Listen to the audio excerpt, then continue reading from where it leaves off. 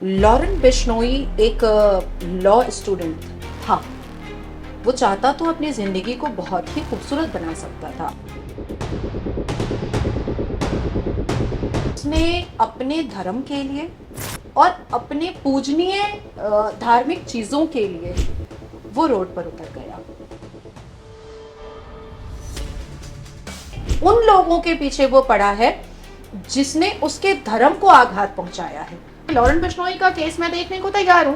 मुझे लगता है कि उसको जेल में नहीं, जेल से बाहर होना चाहिए। बॉलीवुड की अगर हम बात कर रहे हैं तो लॉरेंस बिश्नोई गैंग इस समय बहुत ज्यादा सुर्खियों में छाया हुआ है। और खास तौर से कनाडा में सरे में जहां पर कपिल शर्मा का कैफे है उसके ऊपर जो है फायरिंग कराई गई थी। और जो गोल्डी है गैंगस्टर, उसने खुद इस बात को स्वीकार किया था कि हाँ, मैं ही वो हूं जिसने ये चीजें कराई थी। तो ये चीजें भी बहुत चल रही हैं कि जो सलमान खान के साथ में काम कर रहे हैं हम उनको बख्शेंगे नहीं। तो ये बातें सिर्फ बॉलीवुड तक सीमित नहीं है। ये जो है गैंगस्टर्स जो है इस चीज को बहुत सीरियस नोट पर ले रहे हैं। क्यों ले रहे हैं उस पर खैर हम अगली बार बात करेंगे। मैं इसको कंप्लीट करूंगी। मैं आपका 1 मिनट तो लेना चाहूंगी। लॉरेन बिश्नोई एक लॉ स्टूडेंट था। वो चाहता तो अपनी जिंदगी को बहुत ही खूबसूरत बना सकता था। आज एलएलबी की डिग्री लेकर के हम देश के सर्वोच्च न्यायपालिका में प्रैक्टिस करते हैं और आप जैसे इतने बड़े एंकर हम लोगों को हमारा परिचय देते हैं कि आप देश की जानी मानी रिनाउंड एडवोकेट है। वो भी बन सकता था, लेकिन उसने अपने धर्म के लिए और अपने पूजनीय धार्मिक चीजों के लिए वो रोड पर उतर गया।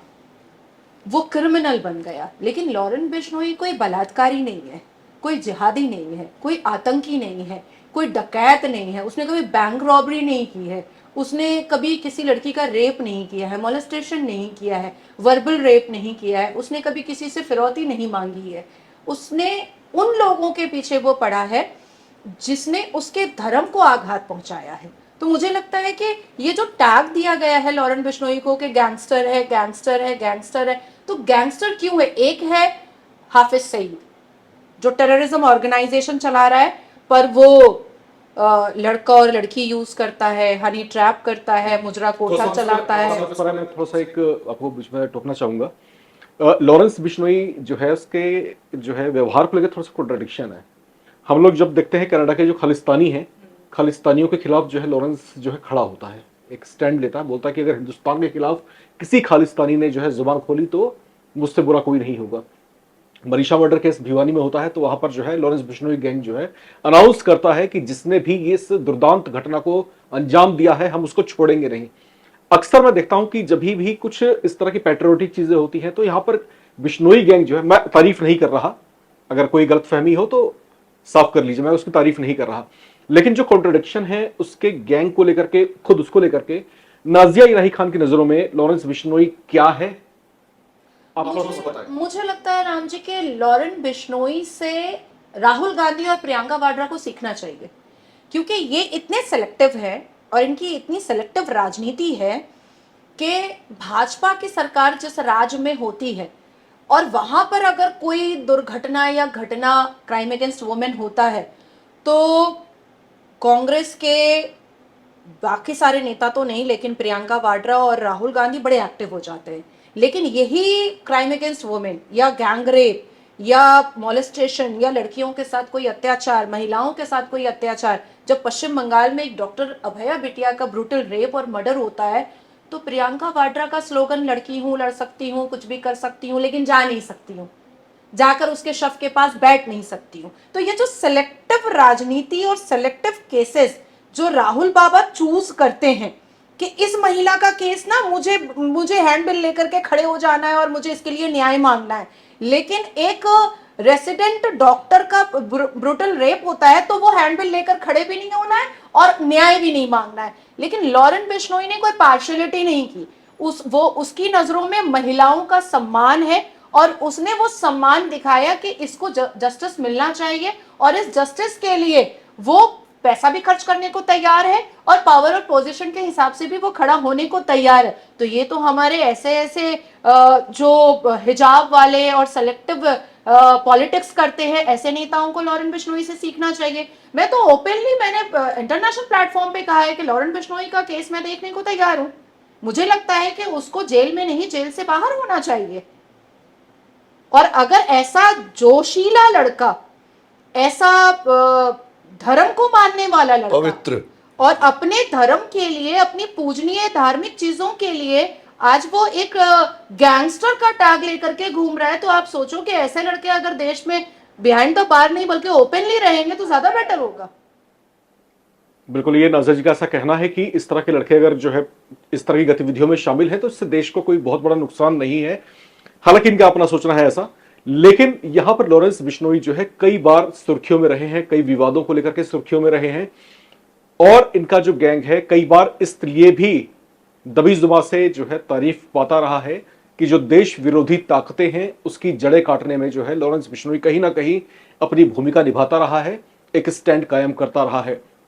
खैर, थोड़ा सा हम आगे बढ़ते हैं और मैं वशिष्ठ साहब के पास चलूंगा। थोड़ा सा आप मुझे थोड़ा ये बताइए कि बॉलीवुड और जो गैंग्स हैं, आपकी ये बात छिड़ी है तो मैं जरूर वहां पर आपसे समझना चाहूंगा, क्या वाकई में इस तरह की चीजें होती हैं कि एक्सटॉर्शंस, दो एक दौर था जो हमने देखा 90s का कि जब दाऊद गैंग हुआ करता था, दाऊद इब्राहिम था और बाकी और भी गुर्गे हुआ करते थे उनके, तो क्या अभी भी वो चीजें चलती हैं? ये तो सब खुल कर आ गया ना सुशांत के टाइम पे। चलती है, बिल्कुल चलती है, अभी नहीं चल रही हैं, खत्म होने को है। हाथी पूरा निकल गया, बस दीवार में पूंछ बची हुई है। बट जो आपने कहा वही चला है। मुकेश दुग्गल के ऊपर गोली चलाई थी, राकेश रोशन के ऊपर गोली चलाई थी। सर, गुलशन कुमार को 16 गोली मार के मार दिया तो किसने मारा? ये सब फीलू खान और ये सब दाऊद इब्राहिम, इन लोग ने ना, फिरौती, ये this is a fact of Bollywood. Dawood चला गया, भगोड़ा बन गया, भाग गया यहाँ से, लेकिन उसकी प्रथा तो अभी भी चल रही है। अभी जाकर मुंबई पुलिस पवित्र हुई है ना, क्योंकि बीजेपी का राज आया। उसके पहले से जरा पुलिस ने भी अपने आप को रिफॉर्म किया। उसके पहले पुलिस तो गैंगस्टर बनी हुई थी बॉम्बे में। आज कुछ ईश्वर की कृपा हुई है, गणपति सिद्धि विनायक की कृपा हुई है बॉम्बे की धरती पर, महाराष्ट्र की धरती पर, कि पवित्रता निकल कर आ रही है, लोग पवित्र हो रहे हैं। लोग, एक यूनिवर्सल रियलाइजेशन हो रही है लोगों को, ये क्या यार अच्छा करें यार, क्या ले जाएंगे हम, तो वो सारी चीजें हो रही हैं। तो ये जो इंडस्ट्री है, इसका जवाब है आपके विवेक रंजन अग्निहोत्री हैं। मैंने अभी एक फिल्म की उदयपुर फाइल्स में, उसमें विलन हूं, तो अमित जानी उसका जवाब है। और लोग आ रहे हैं जो राइट विंग, जो सत्यवादी फिल्म दिखाना चाहते हैं। जोधा अकबर, जोधा कोई थी नहीं, ये प्रूव हो गया है। और अकबर एक टुच्चा सा, गंदा सा, काला गटर साफ करने वाला बंदा दिखता, तो उन्होंने अकबर को ऋतिक रोशन बना डाला। तो ये भी एक बहुत डीप सबकॉन्शियस चेतन मन को इन्फ्लुएंस करने वाली स्टोरी टेलिंग है, जो ऐसा था ही नहीं। अच्छा, बात आप बहुत फेयर कर रहे हैं। मुझे आप ये बताइए कि जहां तक कला की बात है, सिनेमा जो है कला है, और कला कोई बंधन की मोहताज नहीं है, किसी दायरे को नहीं समझती है। आपको क्या लगता है कि ऑपरेशन सिंदूर हुआ, सारी चीजें हुई, ठीक है, अपनी जगह पर है, क्या पाकिस्तानी कलाकारों को अभी भी सर्वाइव करना चाहिए बॉलीवुड में, या फिर जो लोग उनको शह दे रहे हैं? वहां पर कौन सा पाकिस्तानी बोला कि गलत किया जो 26 लोगों को मारा? किसने कहा? कि मतलब यार साफ सी बात है, कहीं दब गई, कहीं ज्यादा प्रखर होकर नहीं आई। कलमा आता है, नहीं आता है, अपना खतना दिखा, गोली मार दी। इनसे मैंने इनकी, तभी तो मेरी इनकी पहचान भी नहीं थी, लेकिन इस साल कहती थी टेररिस्ट अटैक नहीं, ये हिंदू जेनोसाइड है, this is a god damn Hindu genocide. लोग क्यों नहीं खोल रहे? असदुद्दीन ओवैसी भी उसके बाद नहीं नहीं ये गलत किया इन लोगों ने, क्योंकि उनको लगा कि कोई उनका गीता का श्लोक समझ के मार देगा। कि अगर क्या तुम लोग बताओ, गीता का श्लोक आता है, भारत भूमि में हिंदुओं की ज्यादा तादाद है ना, तो इनको ये डर लगा।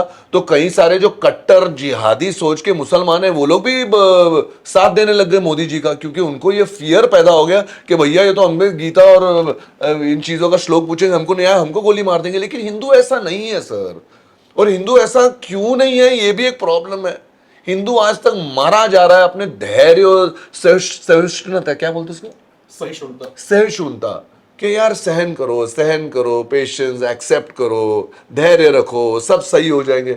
आज सिकुड़ के हम एक हिंदू राष्ट्र भी नहीं हम लेबल कर पा रहे। तो ये हिंदुत्व की प्रॉब्लम रही है। हमारे भगवान ने कहा है कि अभी जब अधर्म की मतलब अति होती है तो वो आएंगे। तो एज अ ब्राह्मण मैं तो वेट कर रहा हूँ, प्रभु आओ। और कुछ कुछ लोगों के रूप में आ ही रहे। मैं तो इनमें वैष्णो माता का स्वरूप देखता हूँ जिस हिसाब से बात करती है। तो तो मोदी जी के भी अंदर भी एक दैविक शक्ति मुझे दिखती है।